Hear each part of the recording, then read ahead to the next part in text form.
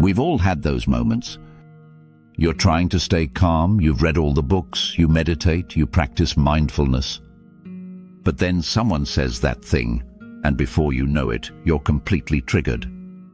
Your chest tightens, your mind races, your emotions take over. Presence. Gone. Staying present when everything is peaceful is easy. Staying present around difficult people, that's the real practice. Today, I want to share with you practical ways to stay present even in the most challenging conversations. These methods are grounded in the teachings of Eckhart Tolle, Ramana Maharshi, and my own daily experience. Because let's face it, life isn't lived in silent retreats. Life happens in messy offices, tense family dinners, or awkward confrontations.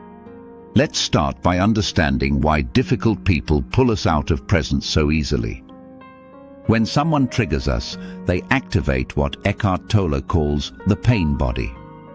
Old emotional patterns light up, and suddenly we're not responding to the person in front of us. We're reacting to years of accumulated pain, defensiveness, or insecurity. The ego steps in and wants to defend itself. Thoughts race. Stories arise. How dare they speak to me like that? Or, I need to defend my position. All of this pulls us away from the only place where true peace exists, the present moment. This is exactly why mindfulness is not something we do only during meditation. It's not about sitting quietly for 10 minutes and then returning to unconscious reactivity. True presence is lived right here, in the heat of the moment, when our emotions rise. Ramana Maharshi taught that our suffering arises because we identify with the mind and its contents. The constant, I am angry, I am hurt, I am offended. But who is this I? The practice is to stay rooted in the awareness itself, the pure witnessing presence. So how do we actually do this? Let me give you 5 powerful methods you can use the next time you're around someone difficult. First, name the reaction silently. When you feel anger rising, simply observe and mentally label it. Anger is arising, not I am angry, just anger is arising. This simple act creates distance between you and the emotion. As Eckhart Tolle says, you are not your thoughts, you are the awareness behind them. Second, anchor into your body. The fastest way to avoid getting hijacked by your mind is to bring attention to your physical body. Feel your feet on the ground. Feel your hands resting.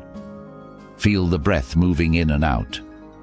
When you are grounded in sensation, the mind loses its grip. Third, practice inner space awareness. This is one of my favorite tools from Eckhart's teaching. Allow the person's words to pass through you like wind. Internally ask, can I allow this moment to be as it is?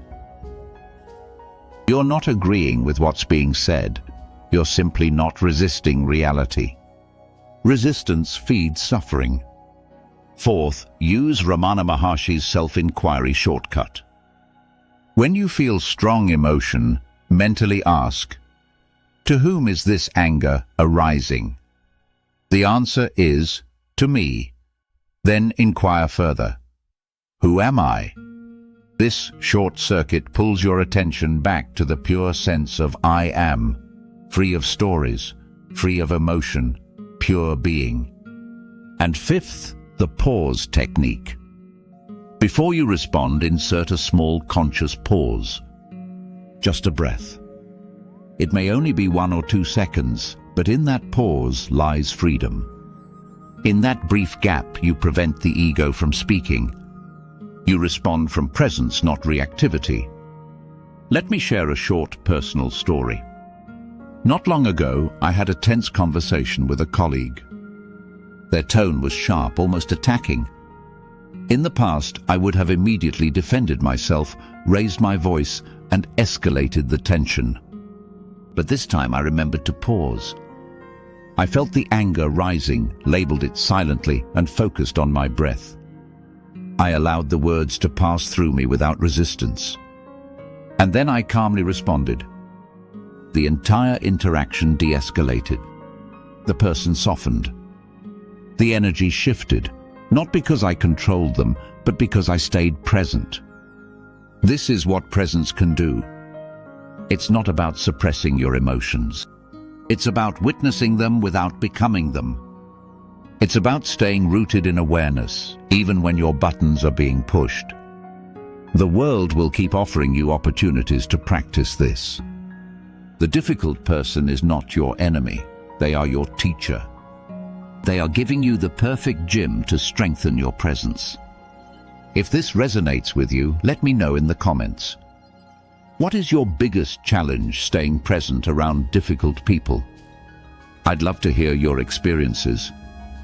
And if you want to go deeper into mindfulness without meditation, watch my video on presence versus mindfulness. What's the real difference? I'll link it right here. Stay present, even when life gets messy. See you in the next video. dailyselfwisdom.com